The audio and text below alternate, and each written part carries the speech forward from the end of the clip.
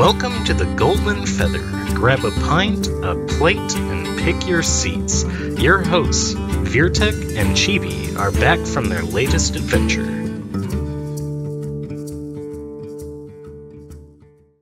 Hello, everybody. Welcome back to another episode of the Golden Feather.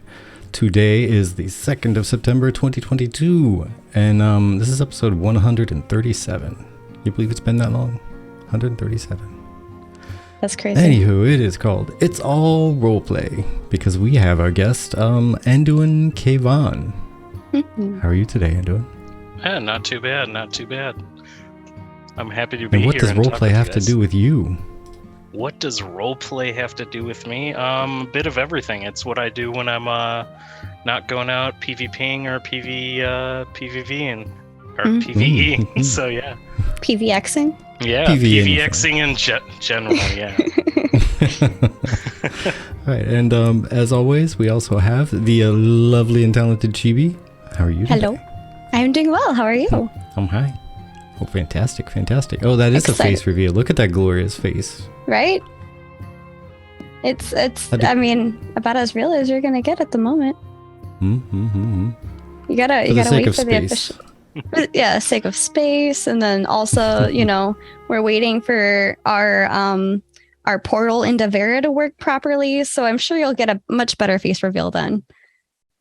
Indeed. This face reveal is so grand indeed that we couldn't even include all of the luscious locks in there. Right? There's some gorgeous hair towards the little collar region, but it just won't fit. It's just too grand. Not all of them, but that's all right. We got the best parts of it, right? You know what, Z? Indeed. What? I specifically woke up and I told Virtek, I'm going to wear pants and a shirt today because I'm tired of not being able to wear a dress because chat thinks I'm naked and I'm not naked. I'm just wearing a dress. Everybody's naked underneath their clothing. True. That's right. So, friend Anduin. Yes. Why don't you tell us a little bit about yourself? Where from do you hail, and what do you like to do there? So I am the guild leader of the Grey Sentinels. We are an RP PvX guild. Obviously, we try to do whatever we can to keep activity going, and I think we're actually doing pretty well. We're in ESO and various different things like that.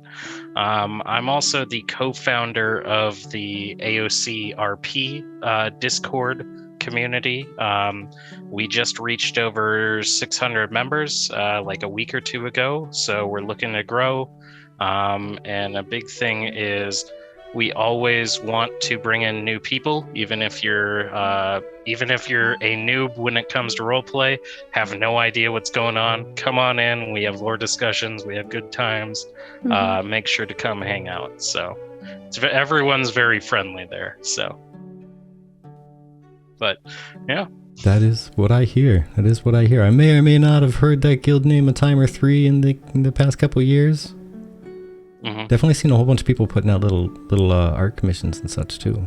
That's been fun. Absolutely.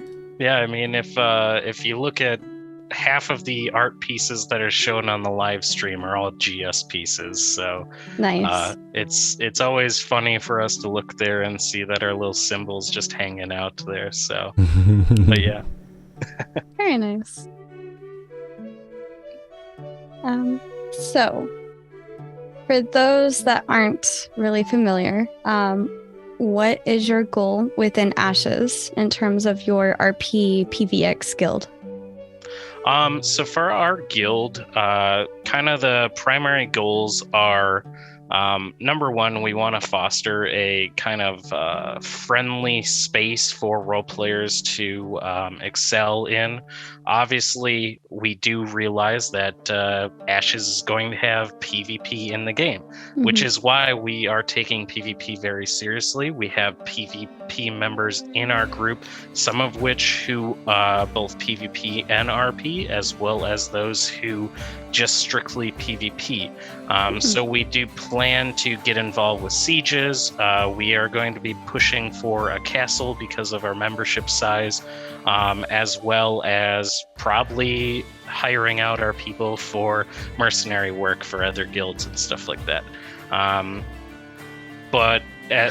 another goal was the castle, and then long term, we would like to create with a bunch of different guilds a kind of role play kingdom of sorts, where you actually have that kind of immersive hierarchy system going on, where there's court and you have a senate where all the guild leaders can come and yell at each other over politics, and have random festivals going on. All of these different things to really spice up the world that mechanics can't give you. That's kind of what we're trying to offer to members, is that go into the world. We can use the mechanics alongside our role play, as well as going beyond the mechanics themselves. So Gotcha. And just so you know, we weren't laughing at what you said there. Z's over there talking about her effective roleplay experiences. Effective roleplay, always. Yes. Z, why are you heckling?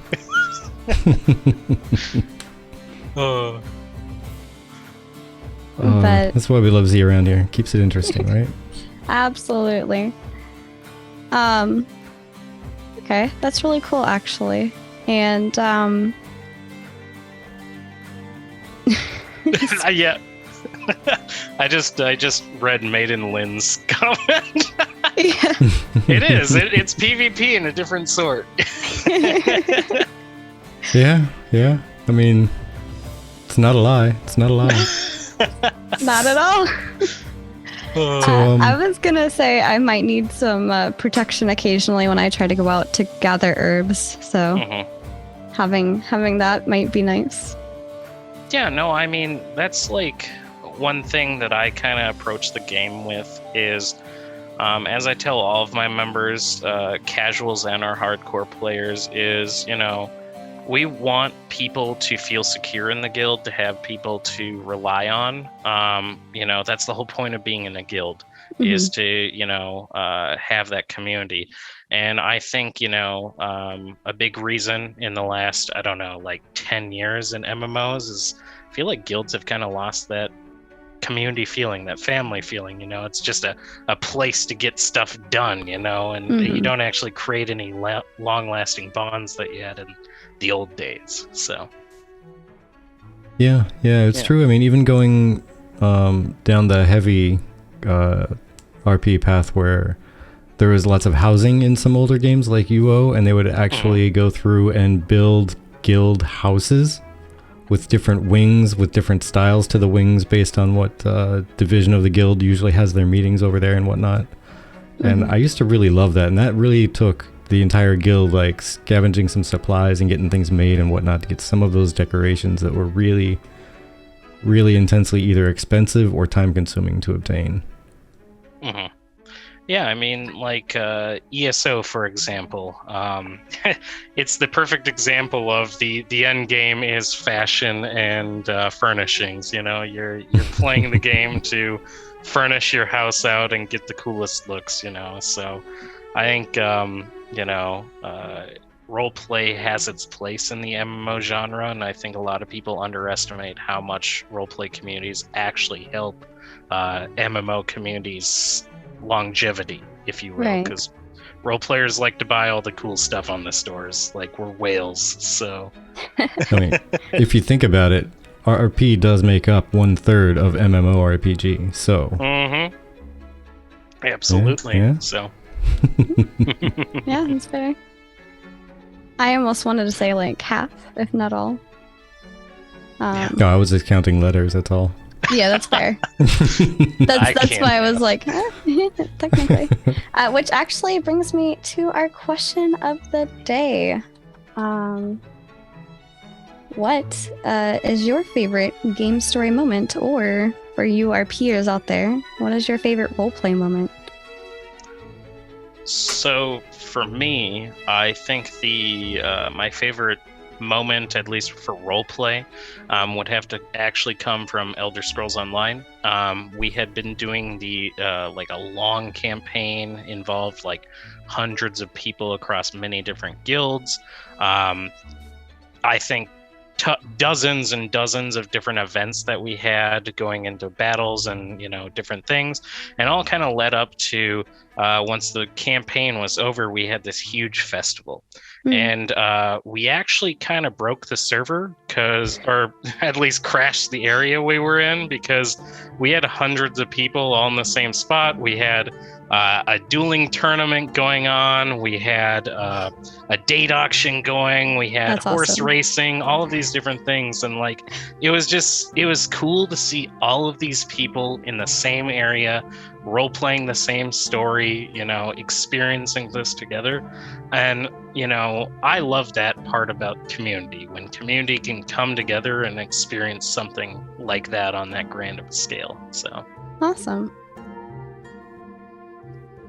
Does anyone else in the chat have any cool stories? I'm sure you guys have to have some. Maybe you guys are typing right now. So. Yeah, I was gonna say I imagine them. Yeah, I imagine them all typing madly, like they're novels. Yeah.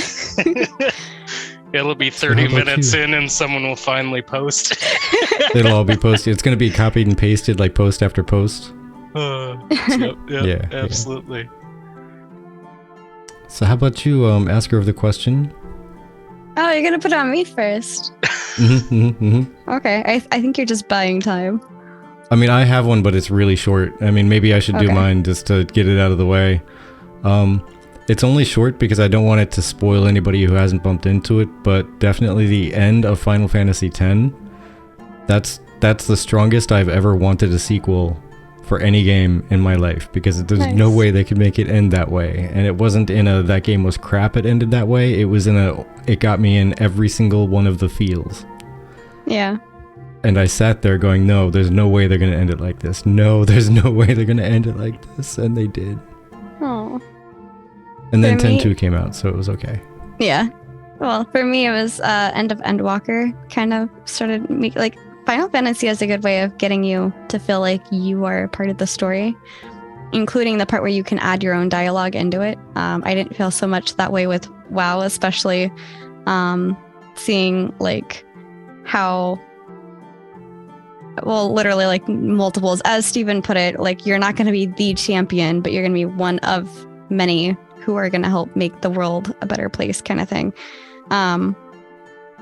But the way that Final Fantasy does it, and also WoW kind of did it with like the server shifting, is where it's like very immersive and it's just your character there with everybody. And I just really enjoyed that. Ha! See, Maiden's on us. See, at least my roleplay officer will actually post. Oh, there's some more. Kareem. So do you want to grab the first one and I'll grab Kareem's? Okay. Yeah. Okay. All right. So let's see. Let me go. Get it. Click. There we go. Okay, so one of Maiden's favorite experiences was in Aeon. They were actually out in the wild RPing. Asmodeus time. And they got attacked in the desert by the giant boss they loved calling Devil Bird. That's awesome. The game itself explained character death due to Davis, the immortal beings. So we got to include the horror of a world boss attacking us and wiping our faces across the desert sands and traumatizing all our characters forever when it came to the large avians. Nice. That's very being used to scrub the sands clean. Oh my gosh, that's funny. I love it. And then Kareem says, I had a random bard show up to my FC house in Final Fantasy XIV when I was there alone, and he went on to play a show for us. By the time he was done, there were 30 of us from the FC watching. I asked him why he was there, and he just had the wrong address, so it was meant to play somewhere else.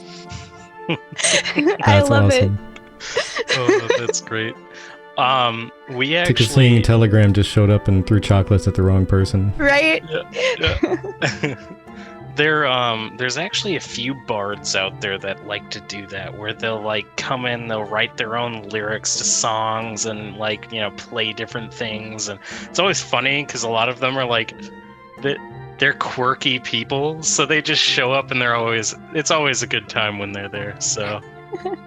Oh man, the concerts in Old Plaza by that traveling bard group. Absolutely. Yeah, those awesome. get really good. I think some of my favorite moments, just community-wise, not even just game-wise, are when I do like a light roleplay, because I'm used to playing D&D, and I'm used to helping with like DMing and making my players feel more comfortable with roleplay.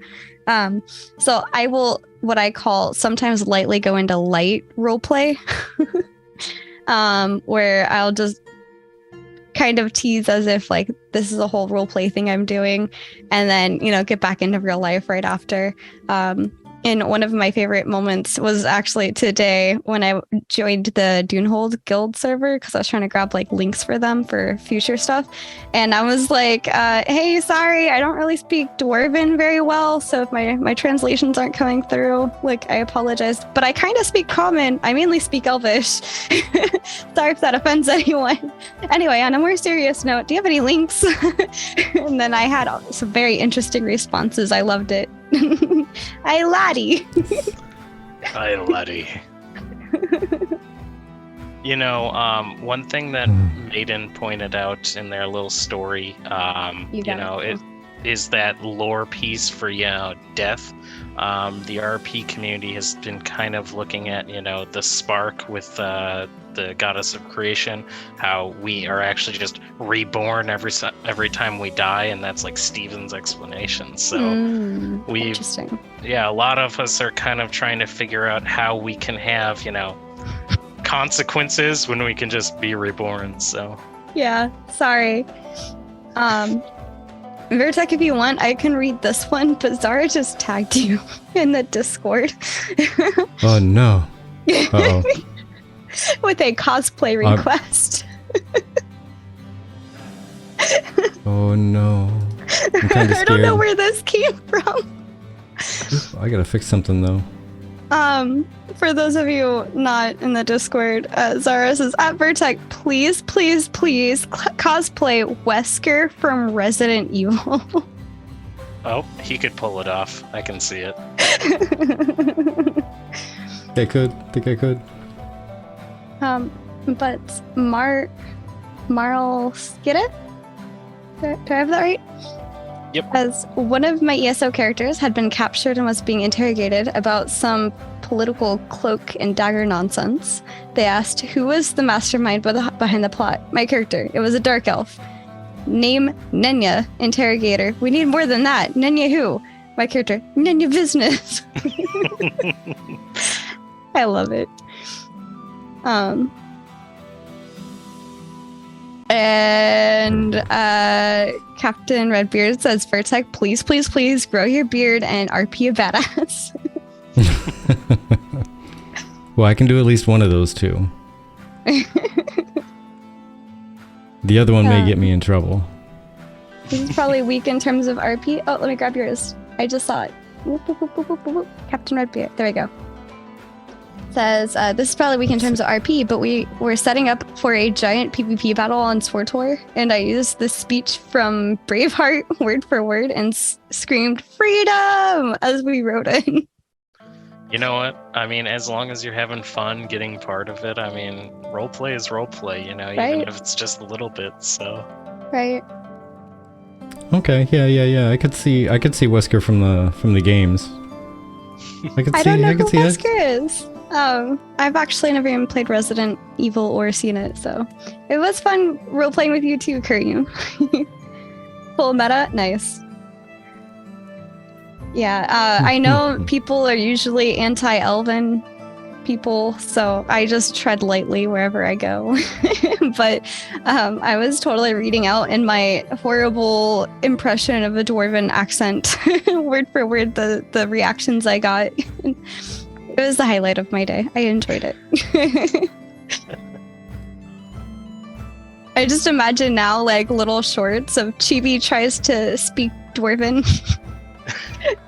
Just like really bad. Do it. It's common with a really bad dwarven accent. There you go.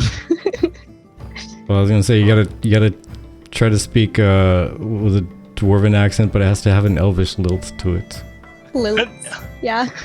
So that you get everybody angry about it, and you still just end up blushing because you're trying really hard.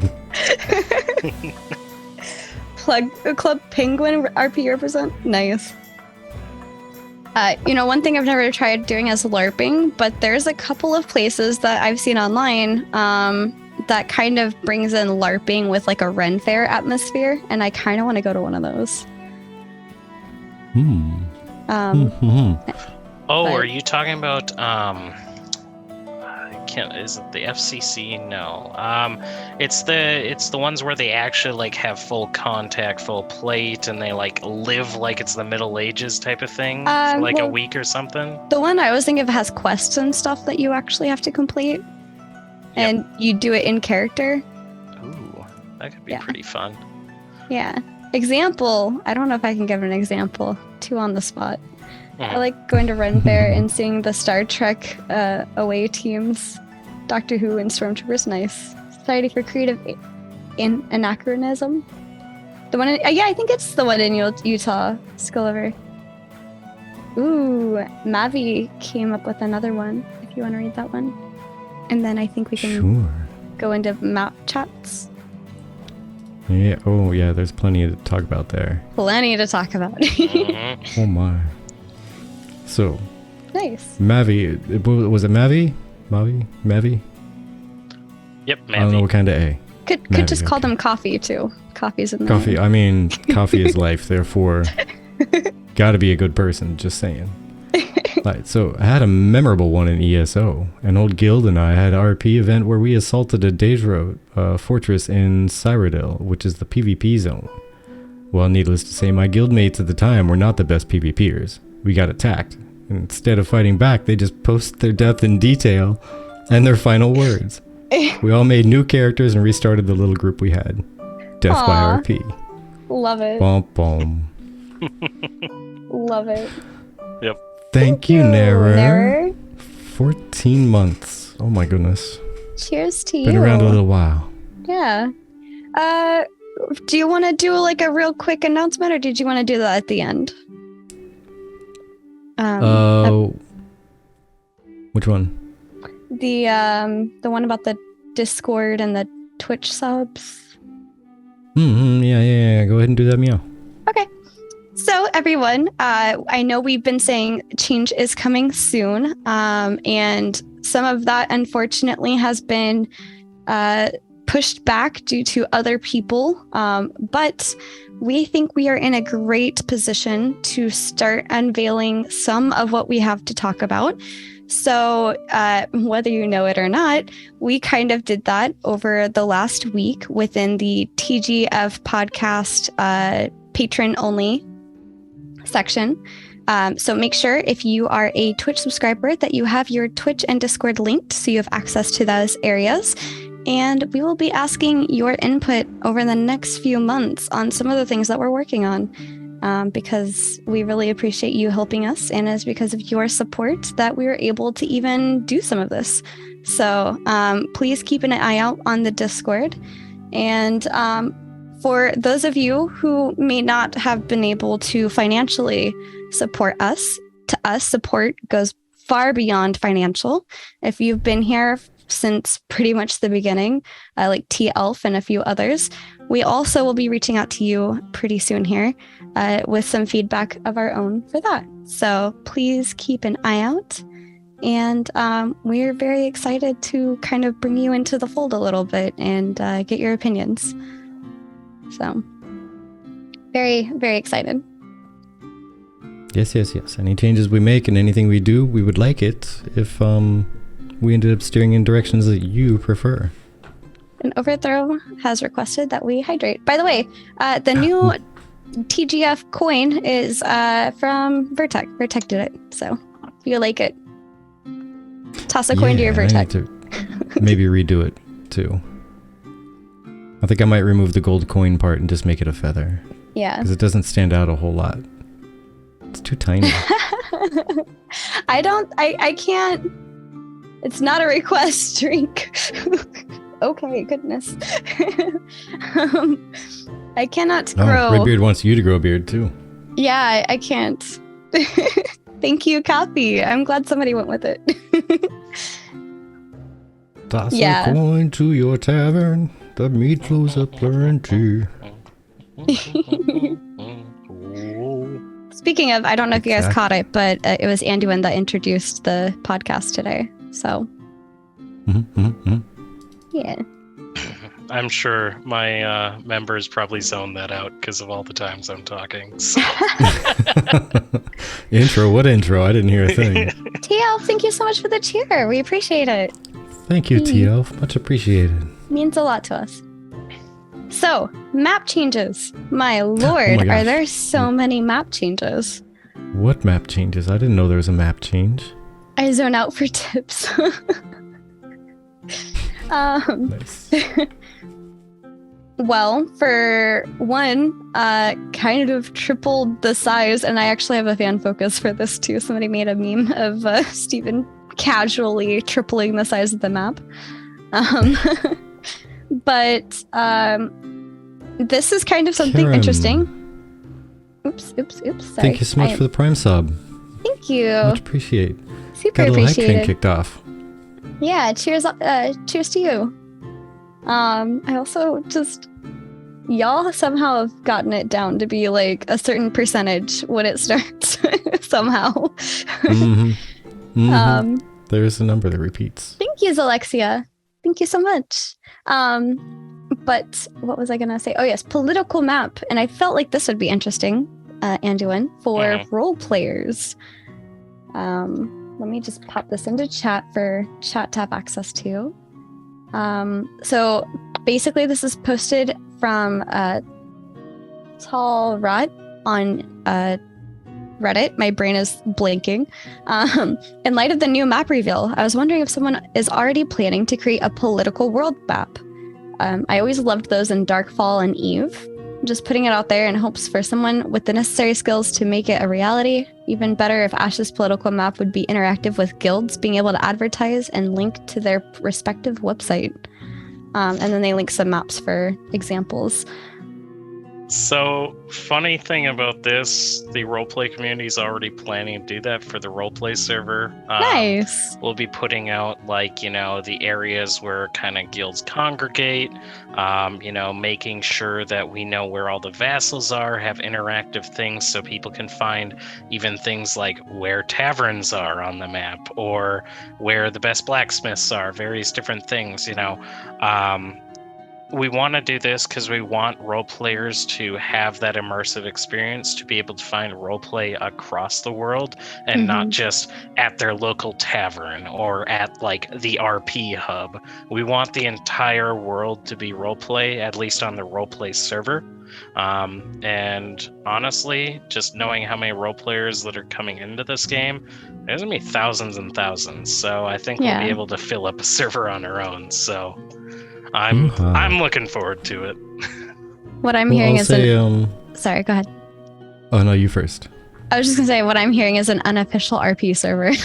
Absolutely, we that's the whole point of the ASC RP is we're bringing all the role players together so we can vote on an unofficial one, because we've begged Steven for like years, and Steven kind of gave us the answer: if we give you guys one, then the PvEers will want one, and then the PvPers will want one, and it's kind of like, well, they can't give us special treatment, otherwise they got to give everyone. So that's kind of that's fair. Yeah, so we did it because the big thing is making sure we build up a community that people can come together on. So yeah,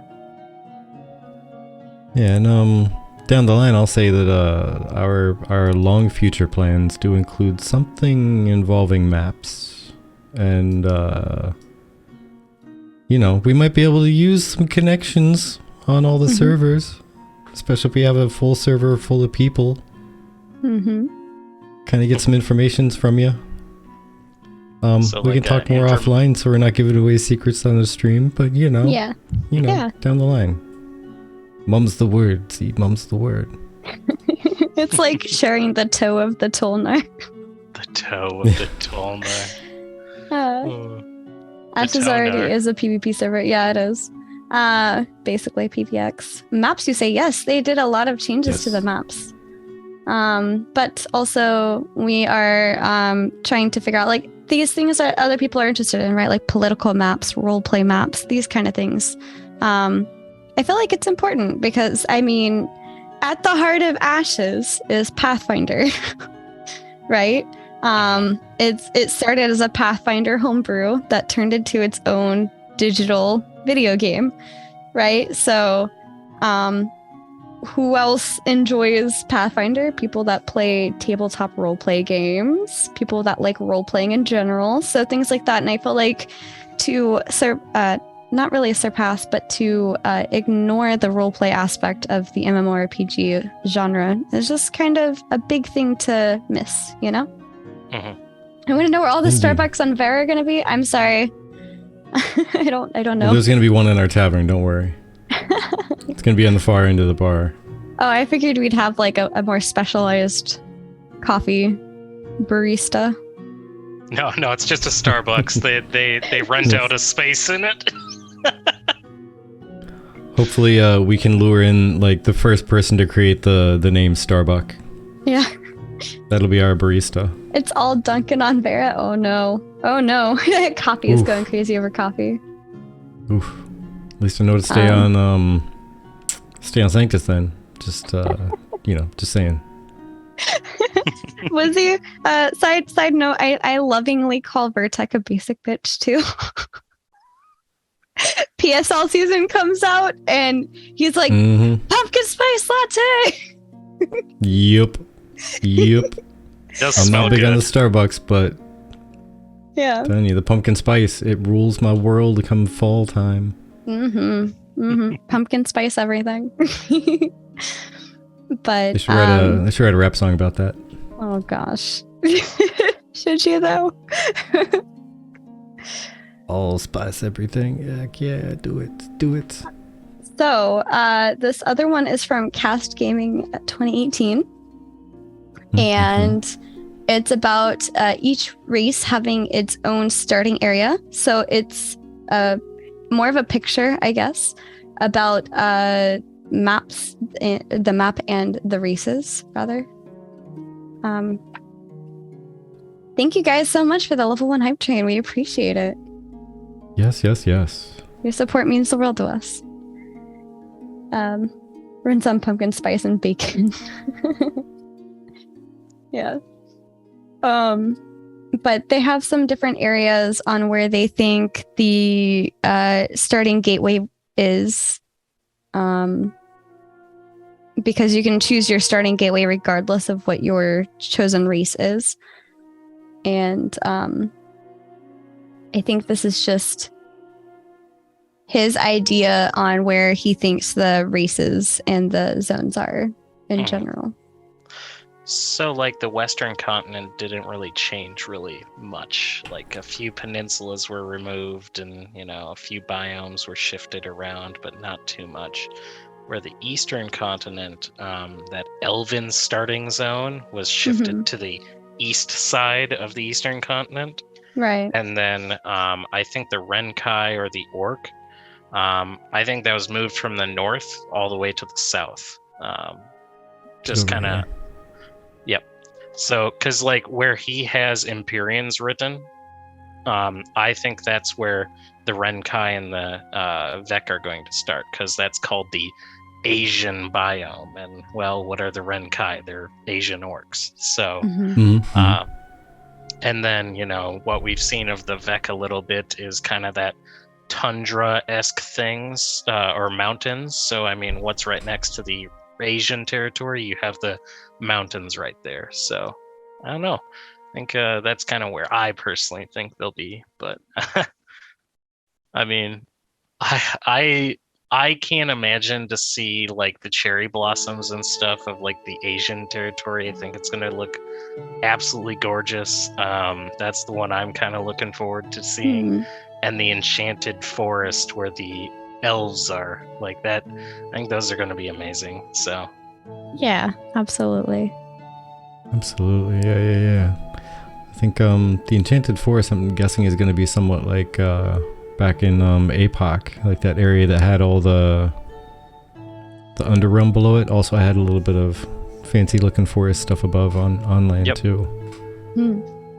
Kind of a Lothlorien elves kind of vibe to it, I would think. So yeah. And I haven't really, I mean, I really like the way that they put this out, but I hadn't really actually thought about where I figured each race to be in terms of like where they would fit in the world.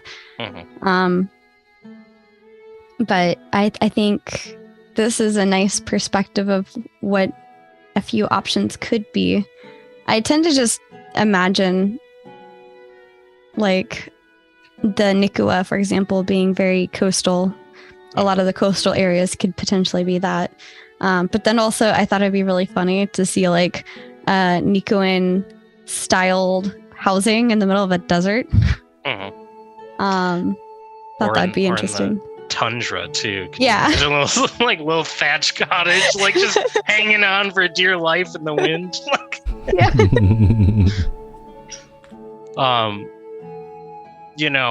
Actually, so this is a little off topic, but still on the topic of maps. A long time ago in the Reddit during A1, someone was doing their theory crafting, wearing the tinfoil hat, and they found that A1 Island, or they think that A1 Island is actually the Nikuan tropical island, and that's the bay. That's like what A1 map was sitting in, is that actual bay over there in the tropics, which when you tilt the map, it looks that way. I'd have to find the picture, but it's actually pretty spot on. So I was like, okay, that's pretty cool that they're actually building the map and we didn't even know it. So yeah, that's pretty much where I placed it back there as well. Like that little bump right there, right under like the N in Dunir. Yep. Or D in Dunir, I guess. One of those two areas. Yep. Yeah, if you look where the Nikua is, that's where they thought it is. That entire bay, including the Big Island, and the Big Island is what A1 Island was. Yeah. Or Alpha Zero or whatever. So I thought that was the time, I think, when Vertek got super excited from hearing the sound of the ocean before getting over the crust, that he literally grabbed me. I was like, wait, come here. And then put his headset on me. Pulled her to the computer. And then oh my god, the sound started to so run. Good. Oh yeah. And okay, so that's actually a good segue. Clearly, being immersed helps a lot with roleplay. So are you enjoying the direction Intrepid is going with Ashes for the sounds in the environment and such in terms of roleplay? So I kind of like that the sounds, they're not going full on like Link doing his spin attack, sound with like the bots and stuff when you're doing your attacks. I like that things kind of actually seem like they're having a little heavier hit. I am hoping that when they start releasing stuff about mining and trees and stuff like that, is that it's like New World. That was the best part about New World, which was chopping the trees and hitting the rocks. That echoey sound that you'd hear from far away. I loved that. That was the best part.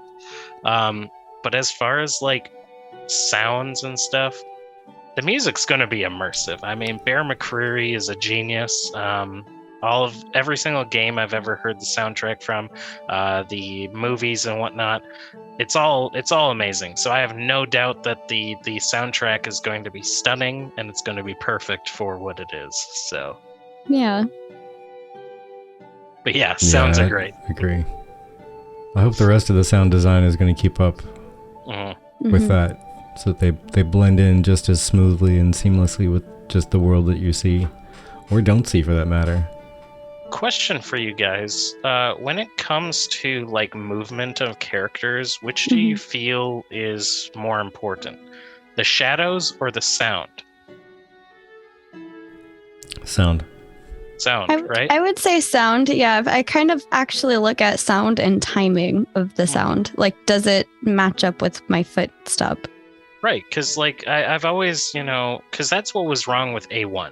A lot of people complained about this, the characters aren't moving correctly. Well, that's because they didn't have all the sounds in there for the character movement. The feet weren't matching up. There wasn't really a lot of weightiness to character movements and stuff like that. So sound's everything when it comes to it's weird, but sound helps visuals. I don't know what it is, but your brain is working together. So absolutely. Here's a funny little thing for you. So I love music and audio and everything about it. So one of the things I bumped into at one time that at the time it amazed me, and it makes absolute sense. You can buy these devices for your car, and you basically strap it onto your seat. It attaches to the back of your car's seat, and it turns it basically into something that tricks your mind into thinking it's a subwoofer, like a big subwoofer. But you're not adding additional sound and rattling to your car, but it literally just shakes your seat to the bass. And your brain tricks you into actually hearing those low bass notes that are kind of just audible, but you don't really feel them. But then when you do feel them, it amplifies the sound in your mind. That's awesome. It tricks you into thinking there's more bass. And I think that is absolutely fantastic how you can just trick the human mind like that. It's amazing. Absolutely. That is actually really cool, yeah. I was going to say I was studying video game design art before I went into software, and one of the things that they showed was, here's a trailer without audio. And then with the audio, it was much more suspenseful. But then they also showed the same trailer with different types of audio. So like one was more whimsical, one was more thriller. And it really changes how you perceive that video. And I feel like, right? Need that in your gaming chair? Absolutely. I feel like it really does change a lot. And I don't think people realize just how much they feed off of each other, No, I mean, it's that, to see something is one thing, but to hear it on top of seeing it is, it's that next level of immersion. Yeah. I know for me, when Stephen was showcasing, this was like, 3 months ago? Maybe it was last month. Everything's blending together. But when he was showcasing the melee combat, I actually loved that the sword dug into the ground a little bit when it's swinging. Because I'm like, these are huge bastard swords. Yeah. And how can you pick it up and actually swing it around just like nothing? So I like the fact that it kind of digs in, it adds a little immersion into the world, I think. So I liked it too. Yeah, that was one thing that I definitely noticed, the blade dipping down and kicking up some dust and just leaving a gouge there. Yeah. But, I just read Overthrow's comment. I was about to read that one. Overthrow says, "Can't wait to hear the sound of my hammer on the anvil in my smithy. Then I'll open my PC cover and feel the heat of the forge." The immersion. Yes.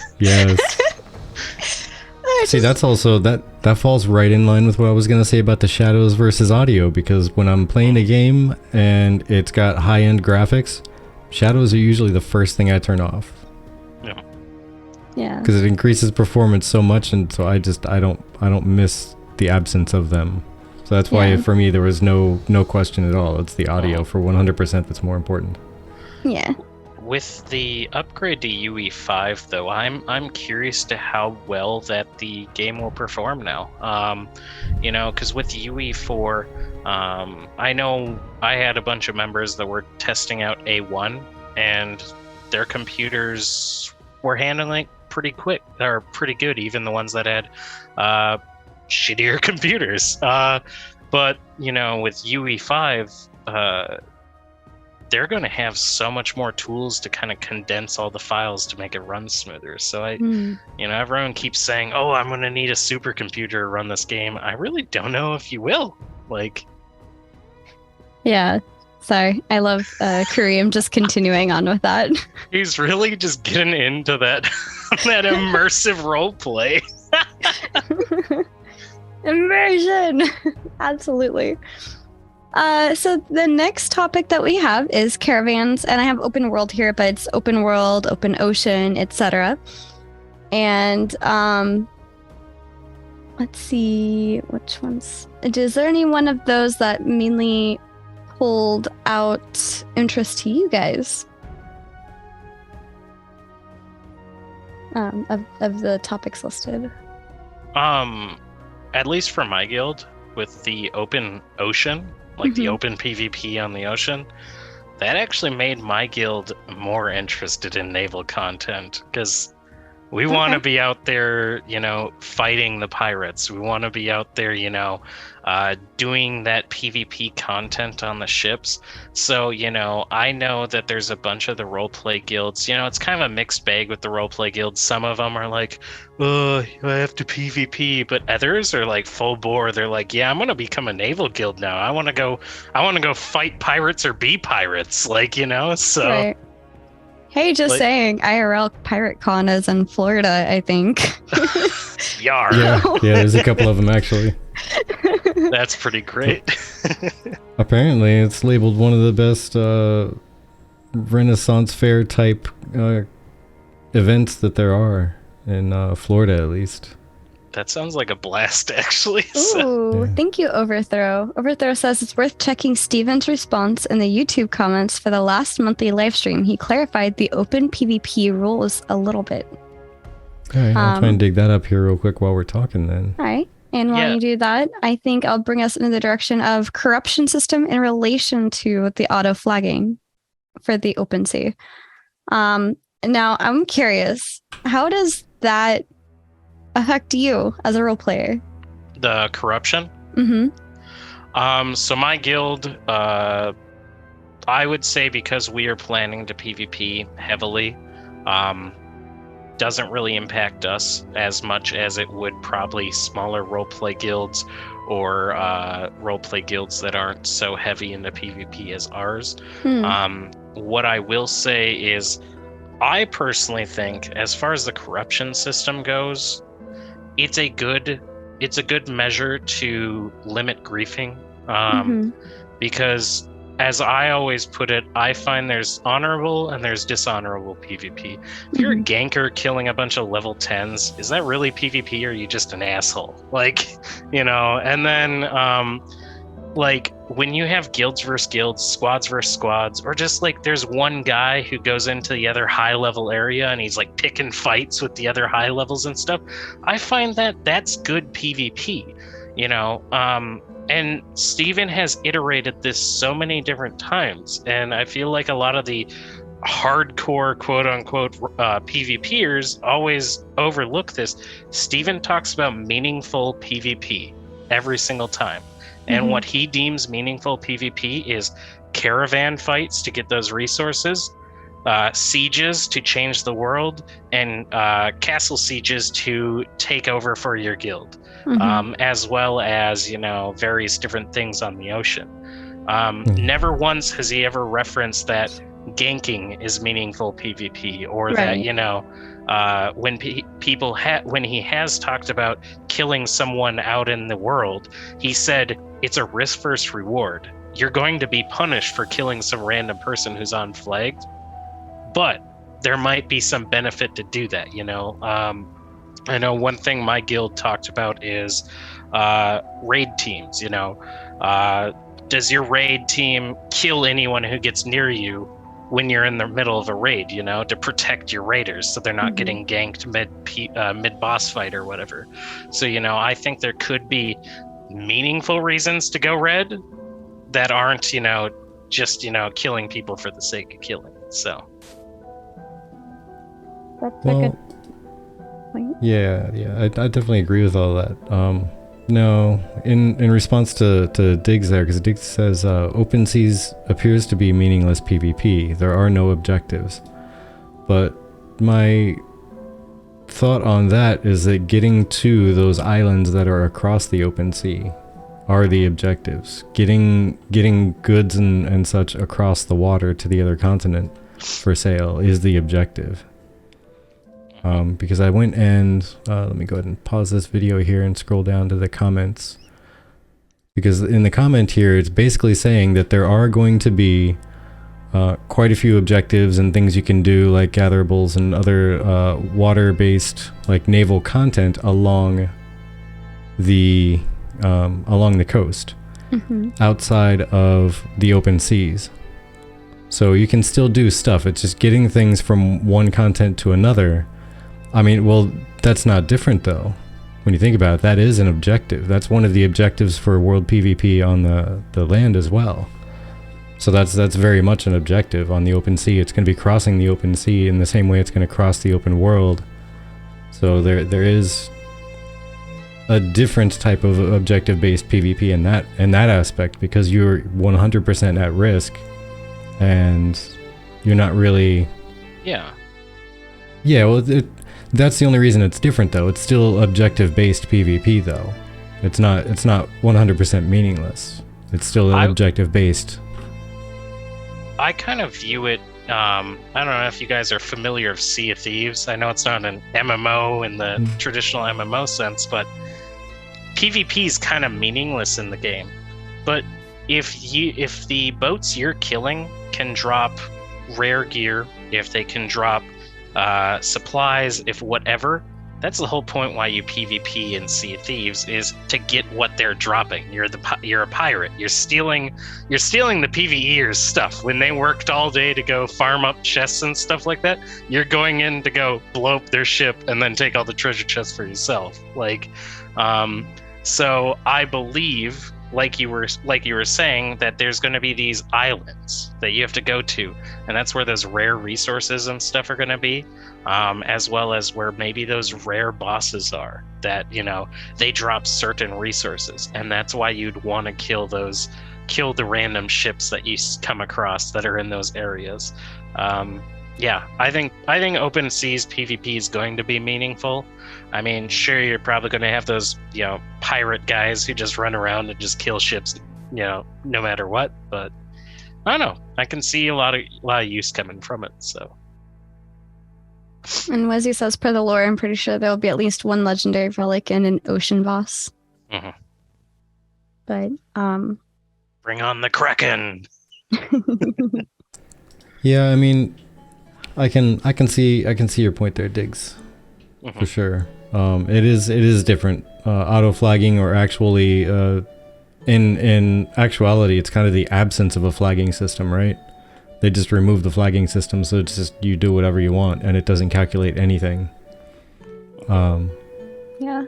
That it just gives a different environment for the same type of PvP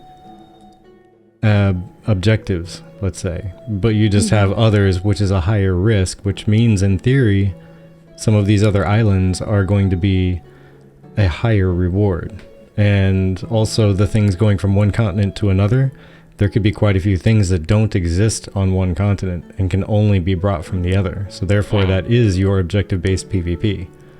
Yeah. By going into the open sea, you are saying that you consent to that PvP. Question, I might be...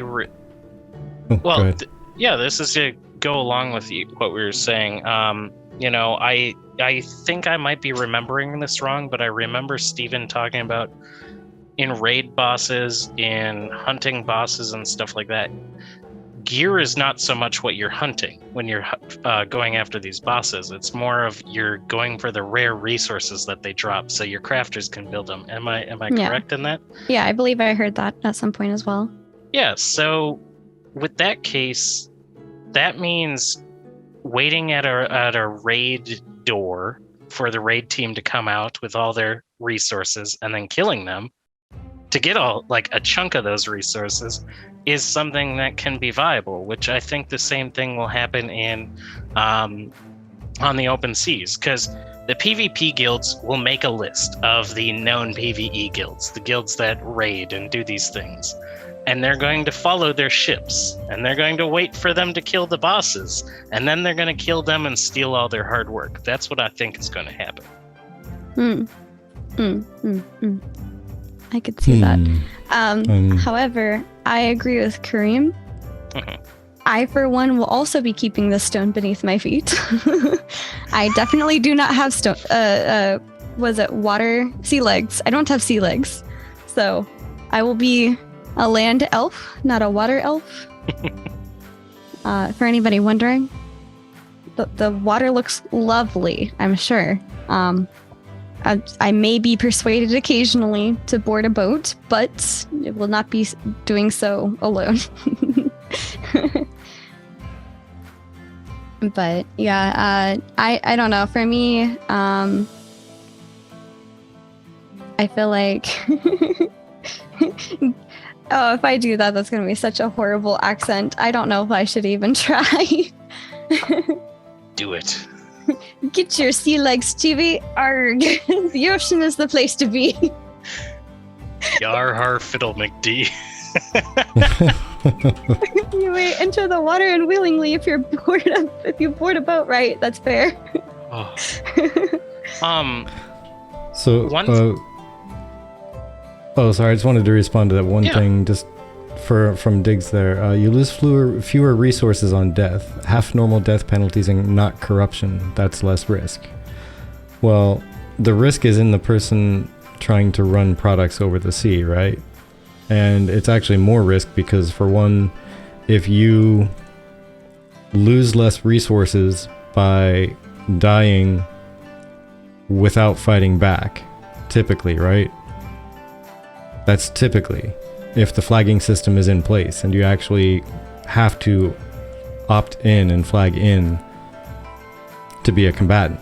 Well, if that system's removed, then sure, we can assume that the default is that you drop less, but even assuming that, there's going to be more people on the sea looking to instigate combat and attack people. Naval caravans is different. I don't know. I don't know what you mean by naval caravans is different. I have no idea what you mean by that. Still non-caravan train. Because this is saying... Alright, you continue here real quick. Caravans are always opt-in. I don't recall him saying that about the caravans on the water. I could be wrong. I'm just saying I don't recall him saying that. I'm gonna see if it actually spells it out here. Hold on. There we go. Caravans are always opt-in. Okay. Yeah, he may have elaborated on that. OG, let me look into that real quick. Why would naval caravans be different? Why would the water be different than land in PvP in general? It's because they coded it that way. Suspect would be for hire to run your items across the sea. Awesome. Good to know, Lizzie. Thank you. That's the only answer I got for that one right now. Like I said, I could totally be wrong. I just don't recall him saying anything about it.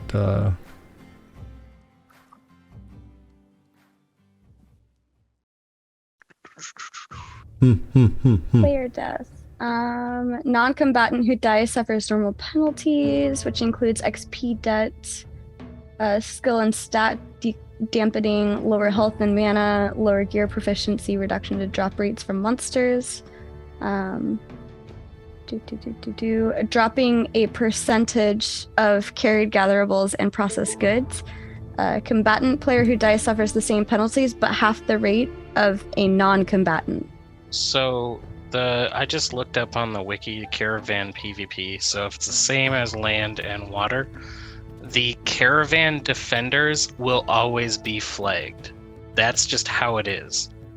When you get close, a player, this is the exact thing from the wiki, players will be able to state their intentions to attack, defend, or ignore via a user interface window. So what that means is only the people coming in to area will basically say, are they just going to drive by? Are they going to decide to defend? Or are they going to attack? So I think that's what we're looking at, is that that's your risk on the high seas, is always having that. So thank you, Wood Chip. 33 months, my word. Hoo-ha. Wood Chip, resident hero. Thank you so much. And welcome in. It's always nice to see your face. Yeah. Your name. Your face name. Your name face. Your name face. That's what I'm sticking with. Yeah, I mean, I see what you're saying. I think it's going to end up being a case of, I'm curious how they're going to actually work that out, Diggs, on how it's going to really be. But yeah, if they auto-flag everybody, then that still ends up meaning that it's going to end up being more risk on the open seas, no matter what. Like, whether it's auto-flagging and you, quote-unquote, like, you lose less in combat, you're going to have more people after you. So I guess less risk per instance, but more people coming after you. I like what Overthrow just said. I do think they need to make the ocean... You're more guaranteed to be taken down. Sorry. Overthrow says, I do think they need to make the ocean areas have unique rewards because it's a special open PvP zone now. Absolutely. Oh, yeah. Yeah, I think that's going to be the case.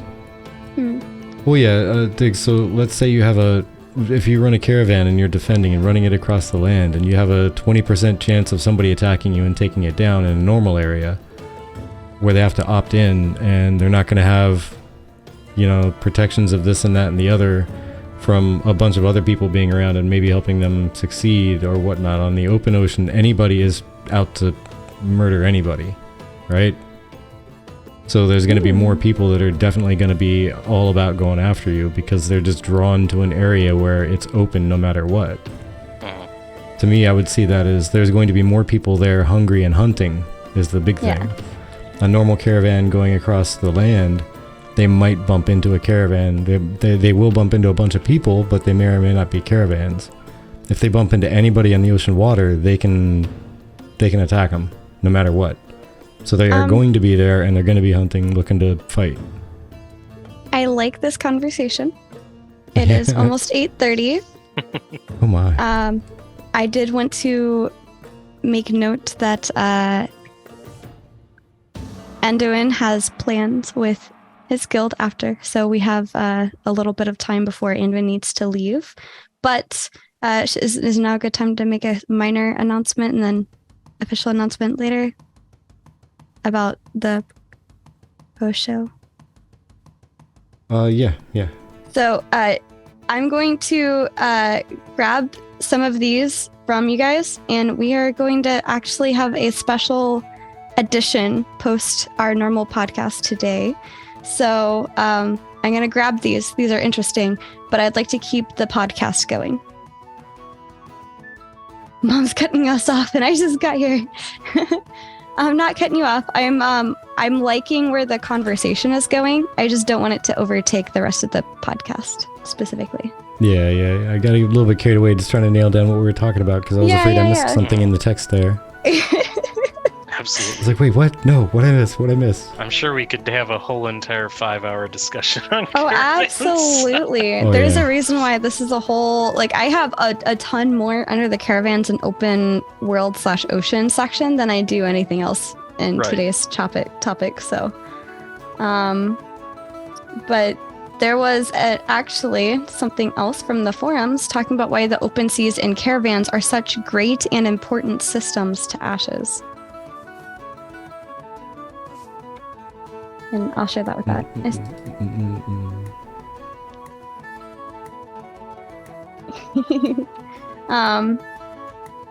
But yeah,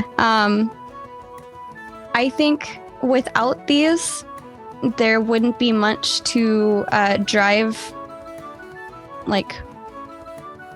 strife, I guess, between people. The way that PvP affects Vera and each server has a lot to do with how the world shapes, right? And in part, it's part of what does shape the world, because if you have enough people that figure out a good way to overtake a caravan and they gain those resources that are important, then they're able to build up their stuff, and then people would have to then turn and try to take them down. I imagine Caravans and RP though. I don't know why, but it's a flashback to the conversation earlier with the with the death by RP, where like you have an RP group that's defending a caravan and an RP group that's attacking a caravan, and the way that dynamic could possibly go down. But sorry, go ahead. Yeah, no, like PvPRP, the reason why it's so fun is because instead of you randomly attacking people to become top guild on the server, you're creating battles and stuff that have meaning, they have a longer campaign, but you're actually doing that combat, and it's stuff is decided based on the skill and gear of your different players. So yeah, I drank the water. Boom, boom, boom. Your axle broke. Yeah, imagine if that's you meet the goddess of creation and she's like, so how did you die? Right. I drank the bad water. My word. Well, you see. But yeah, my question though earlier with the corruption in RP is like, is there a way you intend on role-playing what corruption is like? Like, is it kind of like one of those moments of like Sith versus Jedi? So we're actually viewing corruption in so there's corruption in lore, and then there's corrupt players. I would assume by the lore, if you're actually corrupt, like if you become corrupted by the actual thing, you lose the spark. So I think Steven just calls it corruption, but I don't think it's the same thing in lore. I think it's one of those things that the gods really don't care what the mortals do to each other as long as they're fighting the bad guys also. Like, it's kind of one of those things like, oh, okay. Yeah, where how we're going to approach it is, someone's chaotic neutral, if you will. Yeah, chaotic neutral. Yeah. But like the how we're gonna approach it is, if there's someone who's a villain character and they're killing people, we treat them as a killer. Like, that's how we're gonna approach it. Nice, Diggs. Yeah. Diggs was planning on having a corrupt zombie ult. That'll be great. But as far as like how we're going to approach like PvPers or other people who are not role players, we might include them in as, oh, this was bandit group X that did this, and kind of interact in that way. That's kind of how my guild's going to be approaching it, to create that immersion and stuff so we can react to the world around us, because we're going to be combining mechanics and our role play. So we're going to be playing the game as our characters in it, Nice. And be immersed in that way. Yeah. So we're not going to be standing around typing all day, talking about killing dragons. We're actually going to kill the dragons and then have a party after the fact. So right. But which the bad guys are relative to the individual. Yeah. Yeah, everybody thinks they're the good guy. So, and that's fine, Shinbei. You don't have to put any money into it until you are ready to play it. That's completely up to you and very valid. But I think, I don't know. What are your thoughts with the caravan systems, Vertec? There's also something here for crafting as well with caravans. But yeah, in general, where does that whole thing? Just in general, I like the idea of them. I haven't played a game and partaken in a caravan type system. I know apparently Silk Road had one, but I played that game and didn't really get to that point of it, apparently, because I don't remember them existing when I played. But I think I also only got up to like level 30 or something like that. But yeah, I haven't played with any game that had a system where you had to move stuff across a continent from one marketplace to another. You just had to get it to the marketplace and put it up for sale, and you were done. So I think it's gonna be interesting. I'm gonna have fun running around and to see a caravan trudging through, and depending on how the progression is in the game, it was said that there's going to be different progression paths for each side and things you can do and earn. Maybe I want to get the cosmetic and not have to be a bad guy and attack it sometime, but for the majority of the time, until I find out otherwise, I'm going to have fun defending them. Yeah. Diggs, I'm actually curious about that as well. Diggs says, I wonder how lore covers half death penalties on the open seas. But in general, I'm always wondering about lore, so. Yep.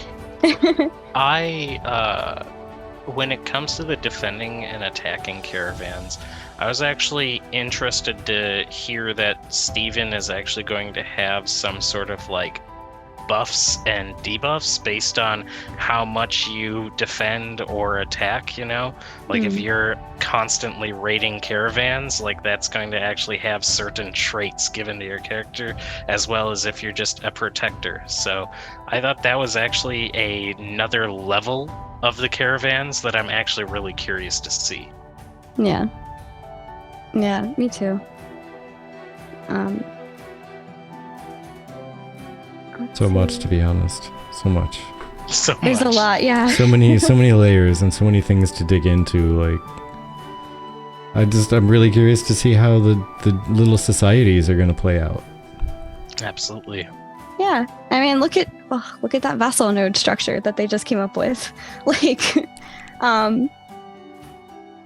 it's so much is changing, and I'm just really interested in seeing how all of it works together. And I'm, hey, Brigand, glad to see Anduin in today. Yes, Anduin was just saying some very nice things about your guild. I didn't know that your guild was also in RP guild. I knew it was a dwarven guild, but I can't wait to get into that with you guys at some point.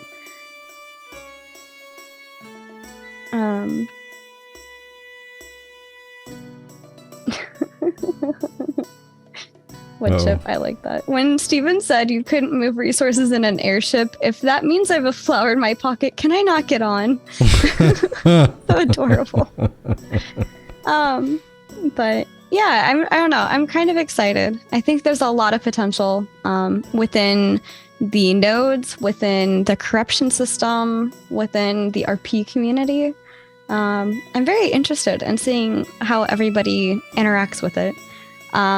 Some things that I just kind of want to do a mention on is Simerg recently did a game guide, and I'm sorry, I'm a little bit partial for sharing this one out, but the game guide is on Tavern, so I have to share it. Sorry, not sorry. So if you're interested in seeing what Sim has to say about taverns, go check that out. I would assume that what's in pockets would be allowed, but that is a good question. Right, Tierson? By the way, long time no see. Yeah, welcome in, Tierson. But yeah, Woodchip, I think it's going to be like when you go to the airport and you forget you have that lighter in your pocket and you have to put it in the little plastic bin next to the metal detector. They just don't let you go any further until you drop it in there. Right. Your flower is going to be left behind, friend. Yeah, no edibles. Oh no, it's all good. It's all good. Just noting that we've seen your name before and it's been a while, so I wanted to say hi. There's a couple of names we haven't seen in here for a while, and we're seeing tonight, and a lot of new faces. Welcome in, everyone, if we haven't already said that. It's very nice to have you here. But aside from that, the only other things I could find are like talking about in-game time versus real-life time, and how other games have managed to do that, like 6 minutes for an hour, for example, 6 IRL minutes for 1 hour in game. So roughly 72 minutes in real life is like a full day-ish. Yeah, I think this has been a huge debate in the RP community about how we're going to interpret time. How I'm approaching it is I want to approach it as what the days and seasons are in the world. Mm-hmm. But I'm also wondering if a Varen year is equal to 4 season changes, or if it's multiple season changes. That's kind of something I'm curious about, because that's something that I haven't actually heard anybody bring up yet. That's a good point. Because that's going off of Earth things. Well, this is fantasy. It's magic. We ain't got to explain shit about why a year equals 20 seasons, you know? So I think it'd be kind of interesting to see that happen. Have that, like, change things from the world, So Yeah. I like Overthrow's answer. Vera could be extra wobbly and have 4 winters per year. Yeah, it's exactly what I was thinking. Yep. Like, instead of just kind of like rotating on an axis like this the whole time, it's like rolling it like a little snowball, like towards the sun or whatever. Yep. As it's rotating around the other way, it's got a constant spiral. That sounds fun. It has some very interesting axis pulls. Right. Now, this other one is talking about bulletin boards, quest by players for players, and I thought this could be an interesting topic as well, given the RP stuff. Sun rises in the south. Rip. Never know. Could be a thing. It could. No, it comes from the middle of the earth. I love it. With the bulletin board, I'm curious to see if it's just like you can throw up there looking for bodyguard and someone like gets paid for literally just walking around with somebody, or if it's completely like pay X amount of gold to gather X resources, or looking for caravan guards or something like that. I'm wondering if you can just write up random stuff on there. So yeah, I have a feeling the Donut Planet conspiracy. I don't know. Yeah, it's just imagine the open PvP on the open seas is the least of your worries. It's actually the sun rising through your hall. Just oh man. But what were you gonna say, Vertek? I forget. Yeah, the bulletin boards. I have a feeling it's probably going to be something as simple as like, if you're crafting and you need some basic materials, you can put up a quest to get said materials or something like that. That would something be cool. That's easily confirmable by the system. Yep. I'm Instead game of like, to be my do bodyguard. That. Yeah. And then they do stand around you for the next hour and you just don't pay them. Quest complete. Payment not complete. Aw. Just bamboozled you. Thanks for keeping me safe. Bye.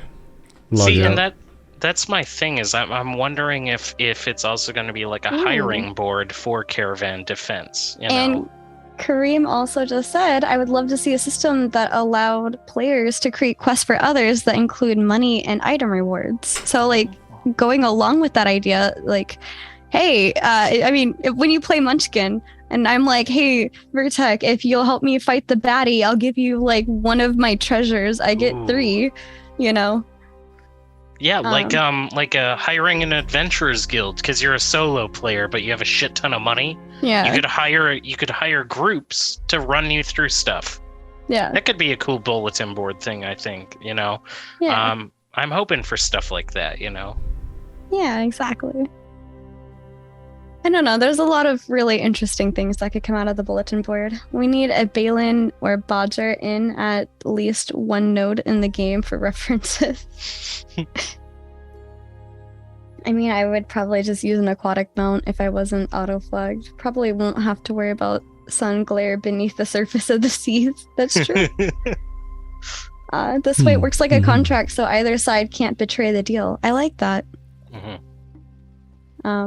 But can you imagine the drama if somebody did? Oh. Yeah, see, I don't know, but yeah.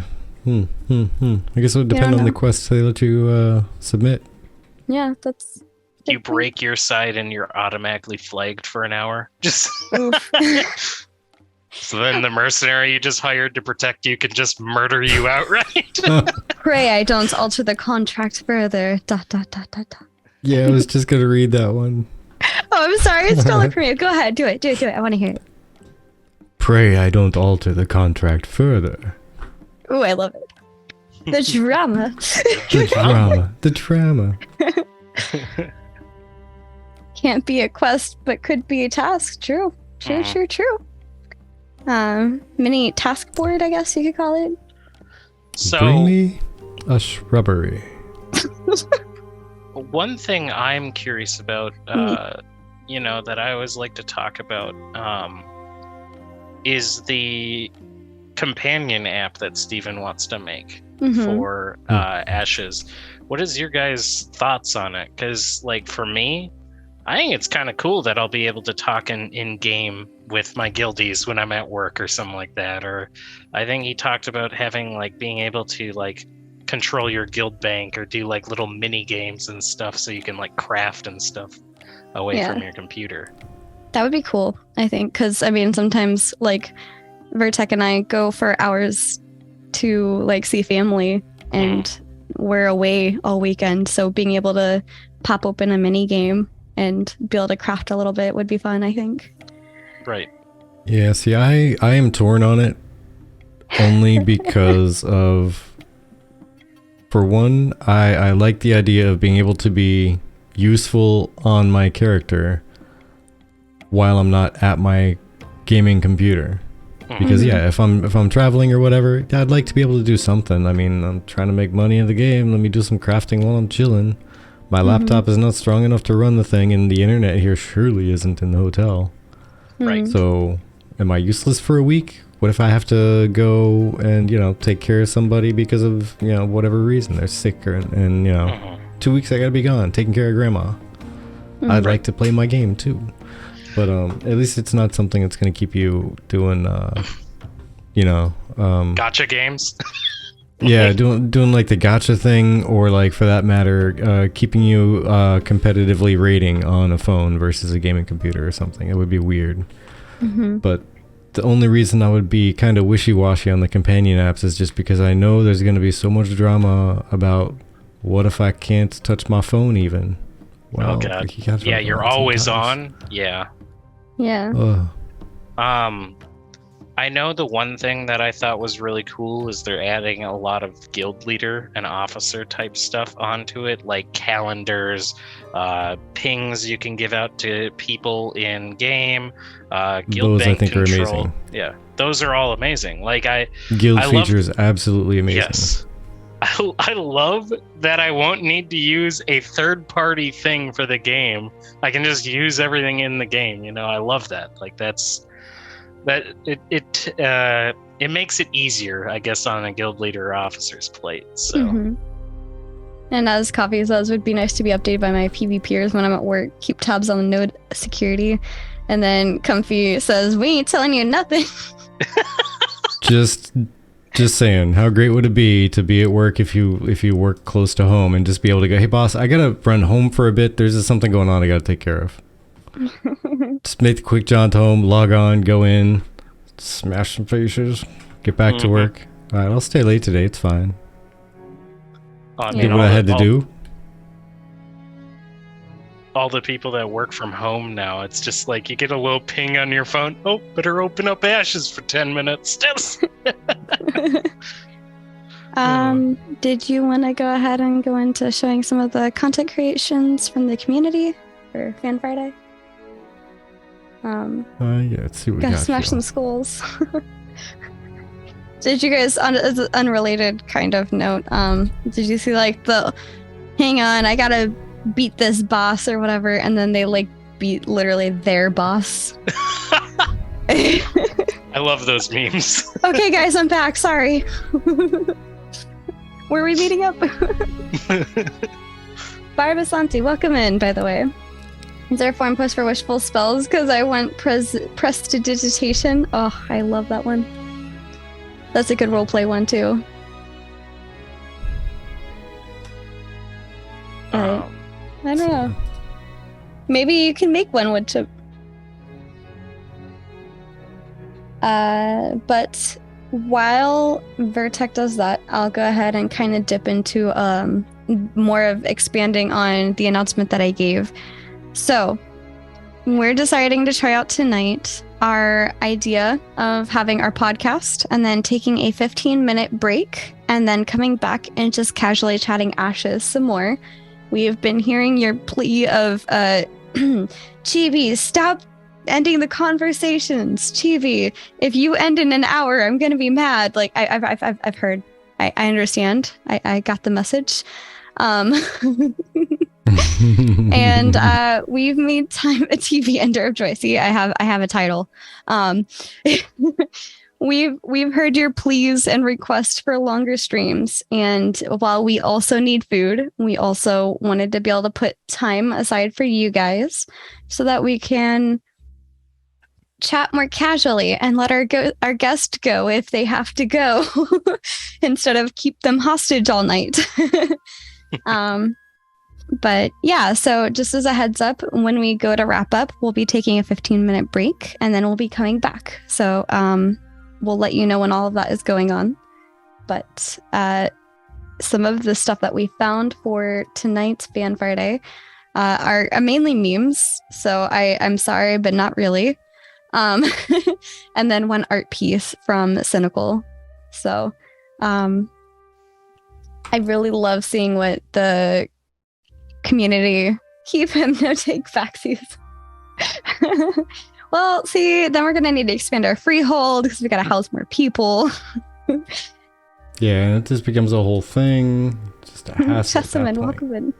Yeah, I mean, if any of you can bring in Mordekainen's like world of just extra dimension, please mention that, because we would be needing the extra dimensional space there in order to house everyone. All right, there we go. Yeah, over there. That's a great idea.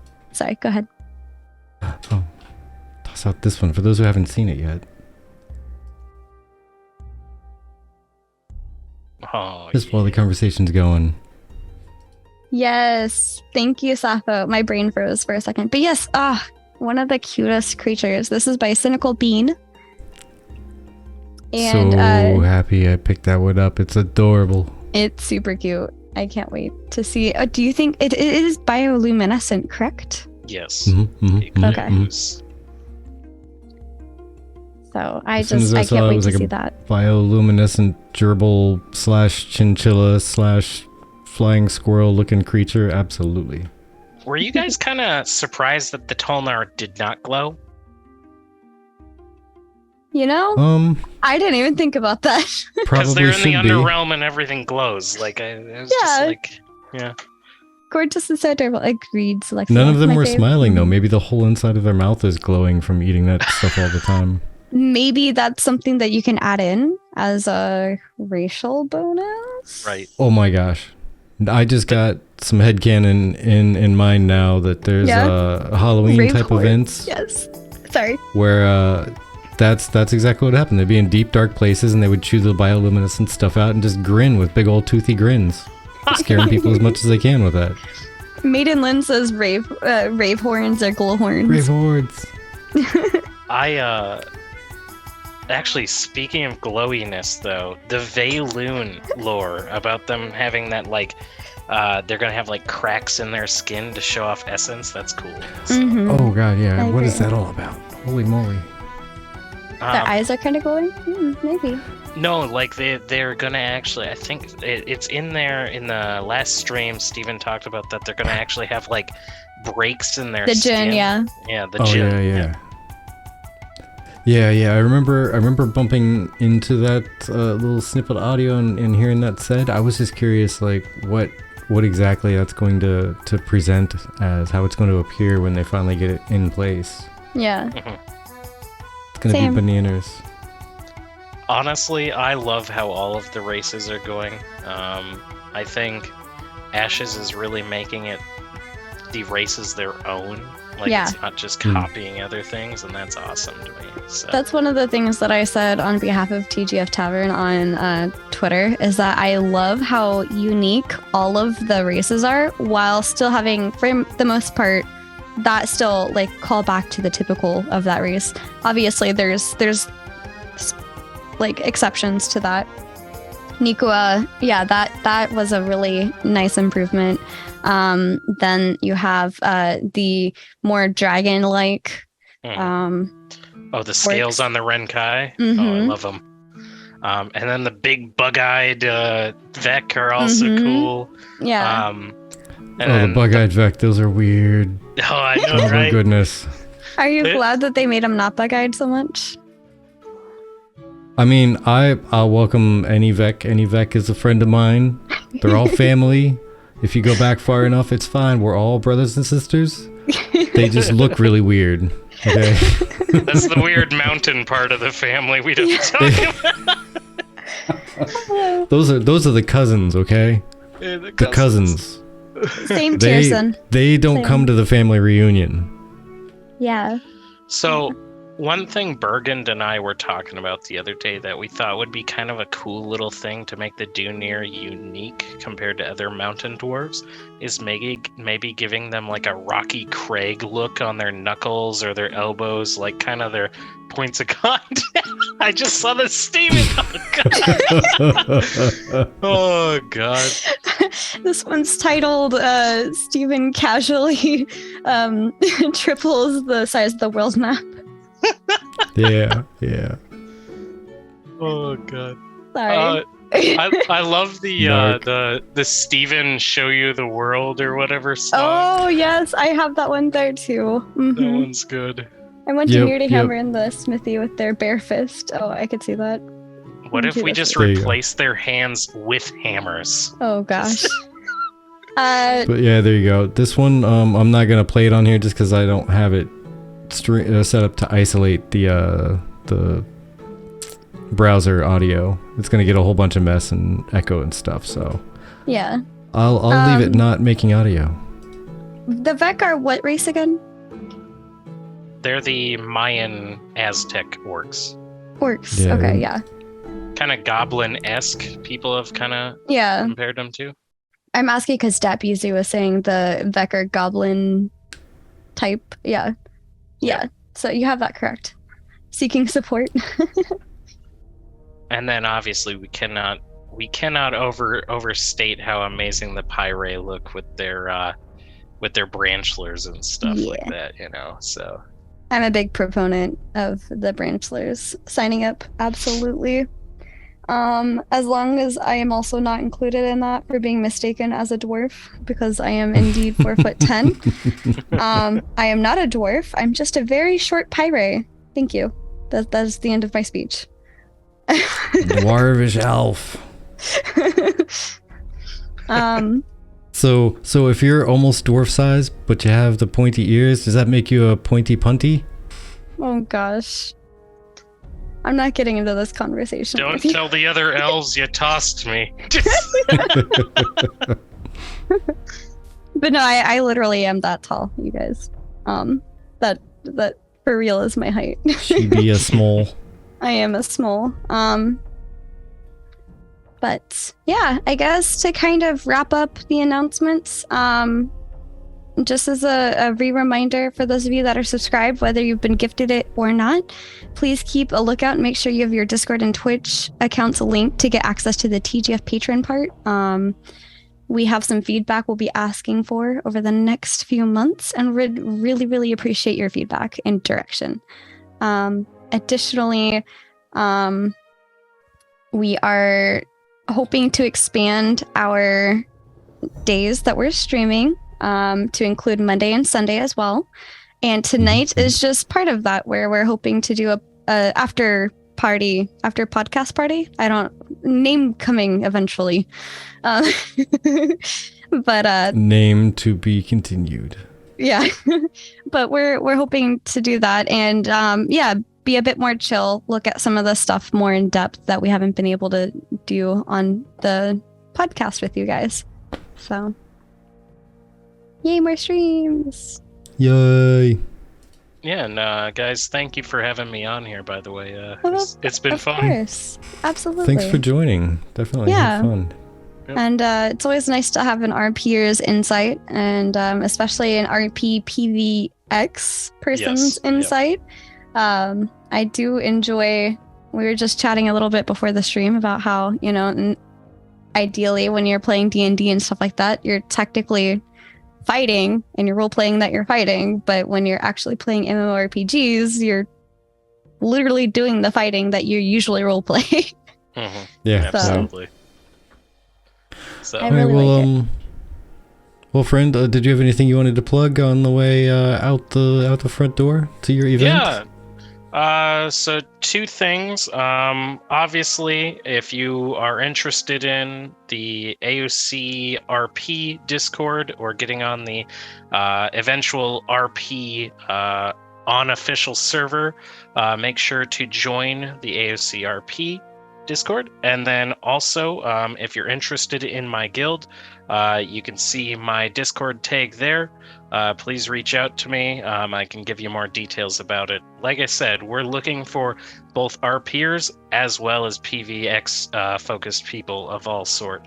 You don't have to roleplay, but we do expect people to play content if they're part of our guild. So, Yep.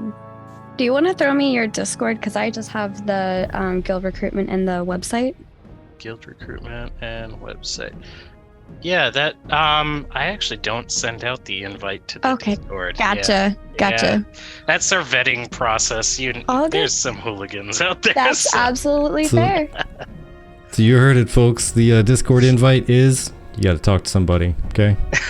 Start talking. And also, Anduin's Discord tag is there for you to copy and grab if you want.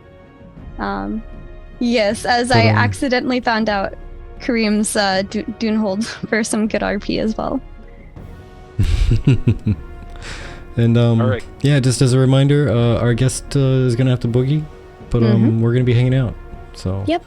We'll be back in about 15 minutes. We're going to go grab ourselves a pint and a plate, and then we'll be back picking our seats to chat more. Ash is with you. Yep. Don't worry about running away. I'm going to put us right on a little countdown screen like as if we're just joining up. Yep. So it's going to hang out there. We will be back in 15. Take care. See ya. See you.